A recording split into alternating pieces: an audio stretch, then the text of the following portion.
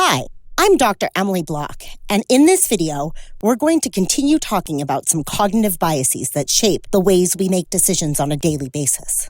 Remember, cognitive biases are heuristics that have gone wrong and get in the way of logical thinking. They are systematic errors in thinking that affect your decisions and judgments. The Part 1 video covered information processing biases, such as confirmation bias and availability bias, ones that shape the things that we notice and how we evaluate information to make decisions. In this video, Part 2, we're covering the second category of biases, ones that relate to the ways that we see and judge ourselves and others. These are the halo effect, similar to me bias, overconfidence bias, illusion of control, the Dunning-Kruger effect, self-serving bias, and the fundamental attribution error. Do you ever think that because someone is so nice that they also must be so smart? That's a halo effect. It happens when our overall impression of a person influences how we feel and think about the other parts of their character. A likable personality or some other desirable trait can reflect our overall thinking about a person. The halo effect has been demonstrated in lots of settings. Teachers believe that well-behaved students are smarter. Performance appraisals are often positively biased by enthusiasm, resulting in an inflated perception of technical performance. Politicians who are good public speakers are also thought to be smart and kind and hardworking. One example of this bias is the physical attractiveness stereotype. We rate attractive people's characteristics more favorably than less attractive people.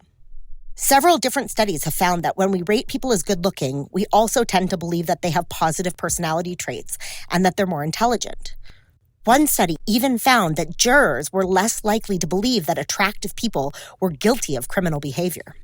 However, this attractiveness stereotype can also be a double-edged sword. Other studies have found that while people are more likely to ascribe a host of positive qualities to attractive people, they're also more likely to believe that good-looking individuals are vain, dishonest, and likely to use their attractiveness to manipulate others, which is just as untrue as any positive halo attribution. So when making judgments, ask yourself, how does your overall impression of an individual influence your evaluations of their other characteristics? Have you ever heard the old adage, birds of a feather flock together? Well, we tend to surround ourselves with similarly minded and even similarly looking individuals. This phenomenon is known as the similar to me bias, and its impact can be found in both our personal and professional lives. Similar to me bias happens when we select people that are more similar to us, as opposed to people who appear more different.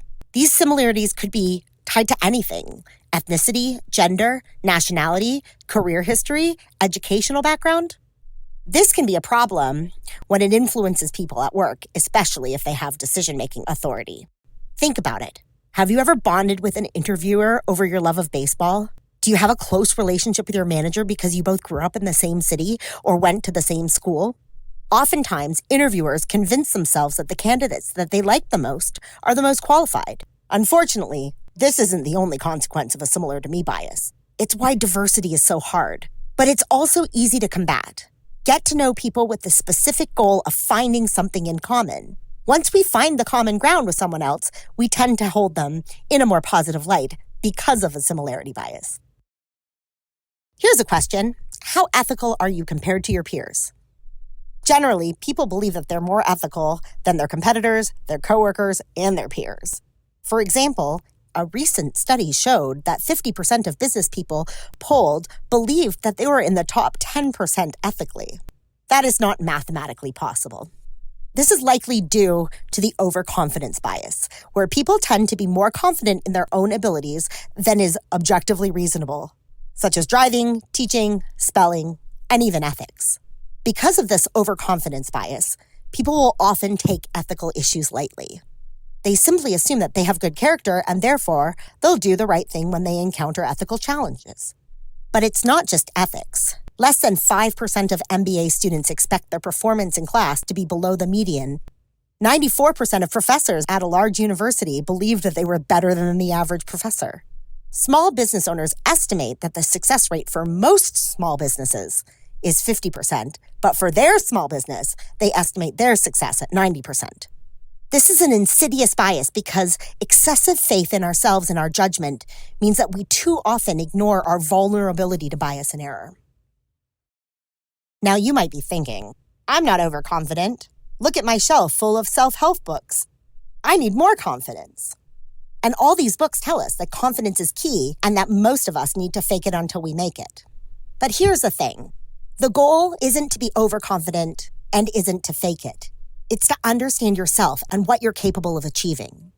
It means knowing your limitations and what opportunities aren't worth pursuing. And it requires you to act confidently based on what you know, even if it makes taking a stand, making a bet, or speaking up for a viewpoint that's unpopular. But it also requires a willingness to consider the possibility that you're wrong, to listen to evidence, and to change your mind. This is a rare combination of courage and intellectual humility, which leads to open-minded thinking. And that's not being overconfident. It just takes the right amount of confidence. My dog Miles wears his Lucky Bears jersey every time they play, even though, realistically, I realize that the fashion habits of a Canadian Chihuahua has absolutely nothing to do with the ability of the kicker for the Chicago Bears to make a field goal. But every fall, I dress him up every Sunday, just in case. This is an example of the illusion of control, another bias that amplifies our sense of self-importance. It's the tendency for people to overestimate their ability to control events. For example, it occurs when someone feels a sense of control over outcomes that they can't possibly have any control over. And it's not just manifested in a lucky jersey or a routine. Did you know that people throw dice harder for higher numbers and softer for lower numbers? Despite the fact that there's no relationship between dice velocity and numerical outcome. But we're so desperate to unconsciously feel in control, we can't help it. So by now, we know that we're hardwired to feel good about ourselves due to positivity biases. The next bias shows how this influences how this can empower the wrong people.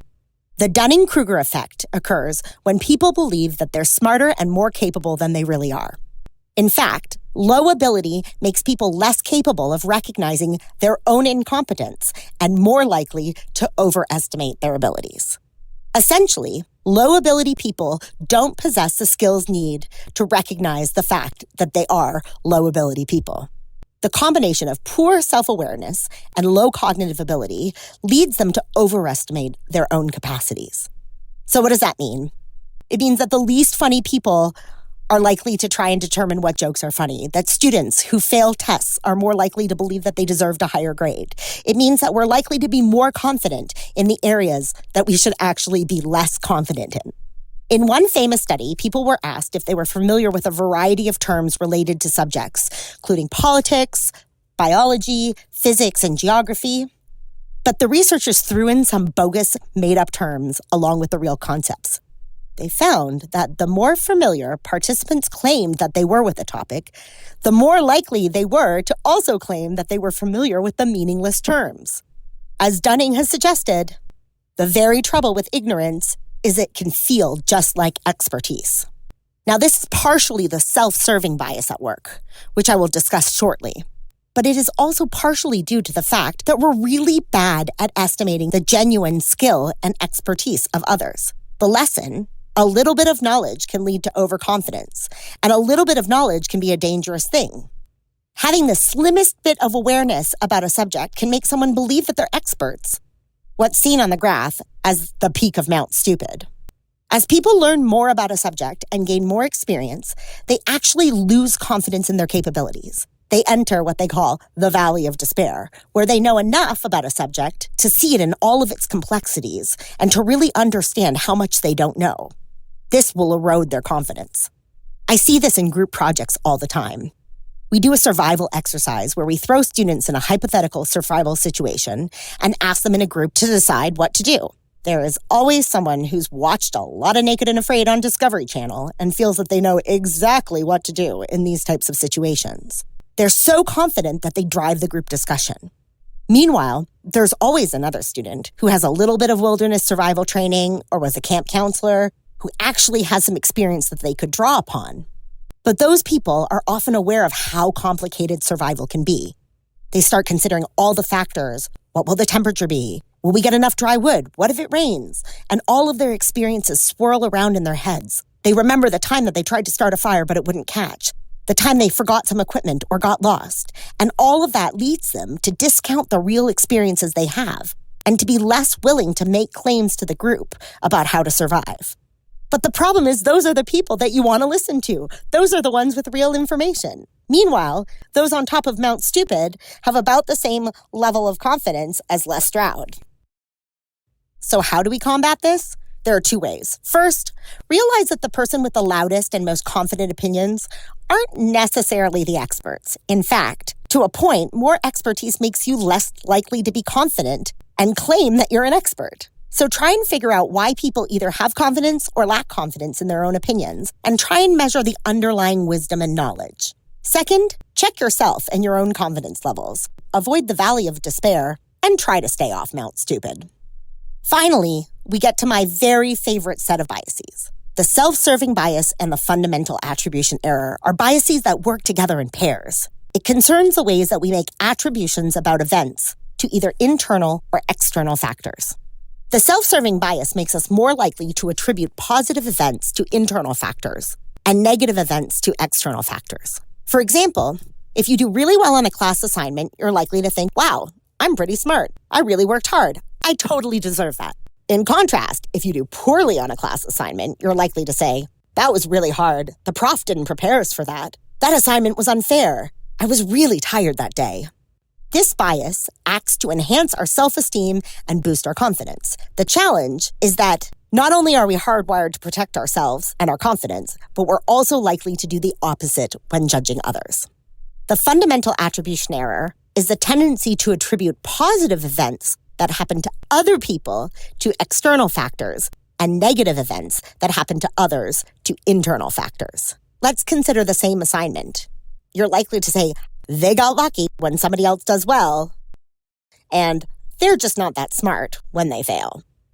Experts suggest that while this bias is quite widespread in Western cultures, including the US and Canada, it tends to be much less frequent in Eastern cultures. Why? Individualist cultures place a greater emphasis on personal achievement and self-esteem, so protecting the self from feelings of failure is important. On the other hand, collectivist cultures, like those found in many Eastern cultures, are more likely to attribute personal success to luck and failures to lack of talent. This error is also less common when you have close relationships with others, like a partner or a close friend and family member. This bias also has an upside. An unemployed worker may feel more motivated to keep looking for work if he attributes his joblessness on a weak economy, for instance, rather than some personal failing. An athlete might feel more motivated to perform well if she believes that her failure during a previous event was the result of bad weather, rather than a lack of skill. However, it does make it less likely that we empathize with others and understand their positions, and that can lead to divisiveness. Can you think of a time when you've been subject to any of these biases? Thanks for watching.